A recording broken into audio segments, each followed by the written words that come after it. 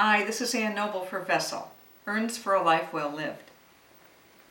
Cremation is a very ancient tradition, and there's an individual known only as Mungo Man who walked the earth some 28 to 42,000 years ago, who is believed to be one of the first individuals to have been cremated.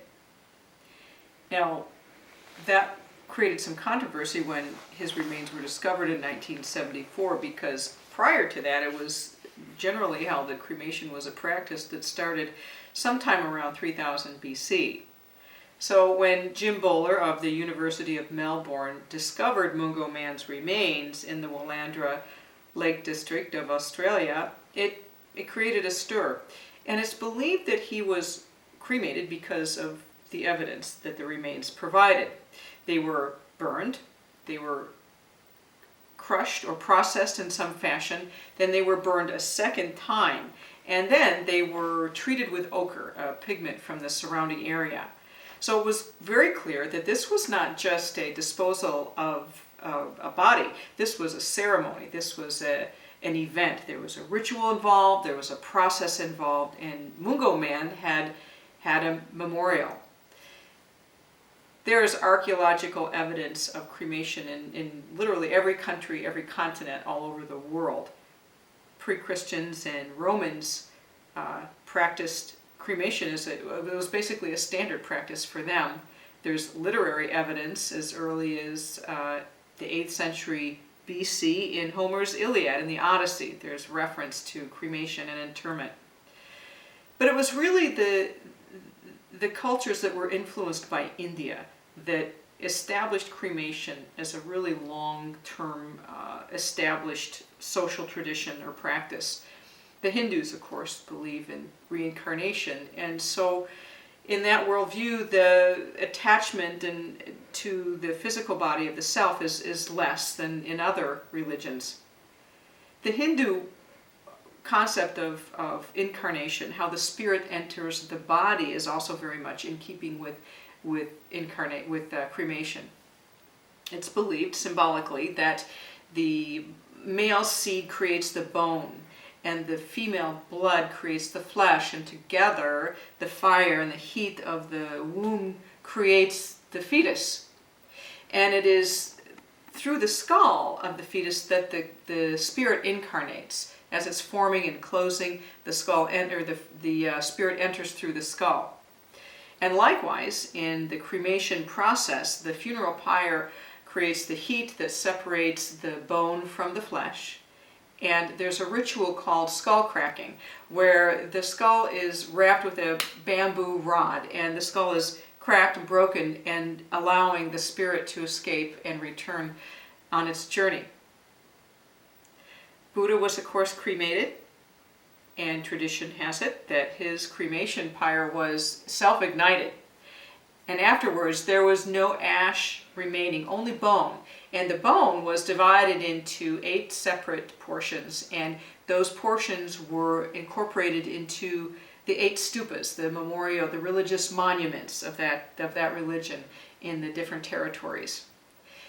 That's a really wonderful example of how cremation offers us really a tremendous variety of ways to memorialize the ones that we love. Now, it was about the 5th century AD that cremation all but vanished. I mean, basically the predominance of Christianity in the Western world and the preference to burial over cremation had really taken over in reflection of Christ and the resurrection and so forth. And in the 8th century, by then Emperor Charlemagne had actually criminalized cremation, so it was virtually outlawed in the Western world and didn't resurface for almost another 1,000 years.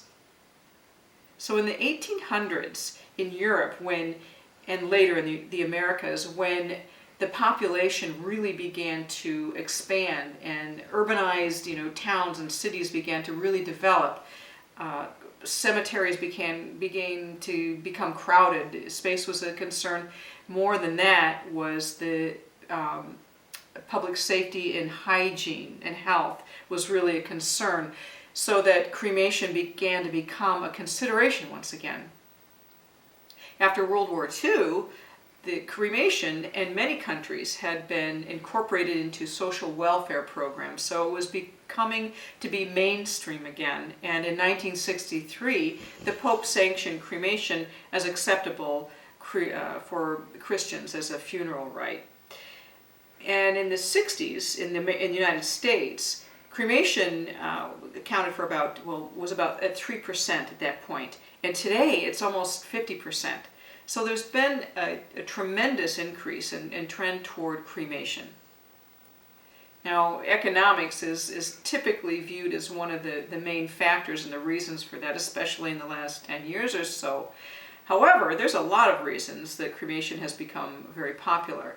Our transient and fast-paced society, cremation seems very appropriate, and it allows us to actually keep our loved ones near us. But more than that, there's the amazing variety of ways to honor and memorialize our loved ones that cremation offers. Cremation can, allow for memorial that can range from scattering at a simple backyard ceremony or a favorite location to a sky scattering, a sea burial. We can keep the remains of our loved ones with us, can be incorporated into jewelry. We can incorporate them into fireworks. My cousin Newt actually was an avid pheasant hunter, and he arranged for his remains to be incorporated into shotgun shells and provided the family with a shooting outing to send his remains off into the sky. So it can be really anything you want. It's quite limitless. If you're so inclined, you could even have a portion of your remains sent into orbit around the Earth. I like to think that Mungo Man had an appropriate send-off, that there was, we'll never really know if it was a celebration or simply a somber memorial, but we do know that there was a process involved, there was importance, and there was a very, very clear honoring of his life.